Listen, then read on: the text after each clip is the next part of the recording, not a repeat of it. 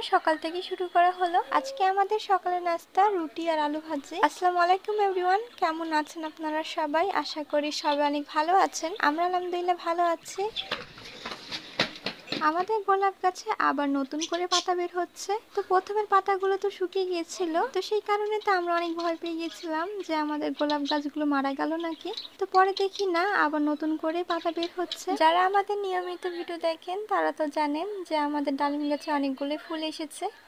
তো সেই ফুল থেকে ডালিম হয়ে যাচ্ছে। এই টবটায় অনেকগুলো অ্যালোভেরা গাছ বেরিয়েছে, তো গাছগুলো সরিয়ে নিতে হবে, তাহলে গাছগুলো তাড়াতাড়ি বড় হবে এবং ভালো হবে। আজকে সকাল থেকে অনেক বাতাস হচ্ছে, তো বাতাসের কারণে অনেক ভালো লাগছে। আসলে মুক্ত বাতাসে থাকতে বেশি ভালো লাগে। আম্মু তো দুপুরে রান্না শুরু করে দিয়েছে। আজকে পুঁইশাক ভাজি করা হচ্ছে। তো আম্মু প্রথমে পুঁইশাক আর আলু সিদ্ধ করে নিয়েছে, তারপর এখন ভাজি করছে। প্রথমে আম্মু বলেছিল পুঁইশাক দিয়ে ডাল রান্না করবে, কিন্তু পরে ভাজি করছে। পুঁইশাক দিয়ে ডাল তো অনেক রান্না করে খাওয়া হয়েছে, কিন্তু ভাজি করে তো খাওয়া হয়নি, তো সেজন্য আজকে ভাজি করছে। আর করে নেওয়া হয়েছে আলু ভর্তা, আর সঙ্গে ছিল পাতলা ডাল, আর ছিল পুঁইশাক দিয়ে আলু ভাজি। তো এগুলোই আজকে আমাদের দুপুরে খাওয়া দাওয়া। সন্ধ্যা হয়ে গিয়েছে, তো রোদ্র আকাশ চলে আসলো চা বানাতে। ওরা আজকে ফার্স্ট টাইম চা বানাচ্ছে। তো ওরা বলছিল আজকে আমি চা বানাবো, তো সেজন্য ওদেরকে চা বানানোর দায়িত্বটা দেওয়া হলো।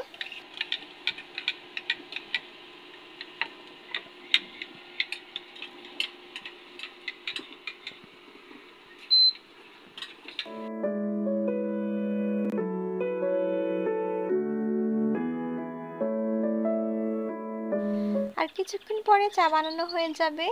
তো চার কালারটা দেখতে অনেক ভালো লাগছে, খেতে হয়তো ভালো লাগবে। আজ যেহেতু রোদ্র আকাশ প্রথম চা বানিয়েছে, রাতে আমাদের বাসায় গেস্ট চলে আসলো। আজকে আমাদের বাসায় মামি এসেছে, আর এসেছে আমার মামাতো বোন। তো মামাতো বোনের সাথে অনেকদিনই পরে দেখা হলো। তো আমার মামাতো বোন তো আমাদের বাসায় অনেকদিন পরে এসেছে। এটা হচ্ছে আমার মামাতো বোনের ছেলে, সবাই মাশাআল্লাহ বলবেন। তো ওরা যখন এসেছে তা আমরা অনেকক্ষণ ধরে গল্প করছি, আমাদের গল্প তো কোনো শেষই হচ্ছে না। তো অনেকক্ষণ গল্প করার পরে আমি চলে এসেছি আলুর পাঁপড় ভাজতে। তো ওদেরকে দিয়ে দিলাম নাস্তা হালকা পাতলা। তো হালকা পাতলা নাস্তা খেয়ে নিয়ে আমরা তো আবার গল্প করতে শুরু করে দিয়েছি। আজকের ভিডিওটা আমি এখানে শেষ করছি। সবাই ভালো থাকবেন, সুস্থ থাকবেন, আমাদের সাথে থাকবেন। আল্লাহ হাফেজ।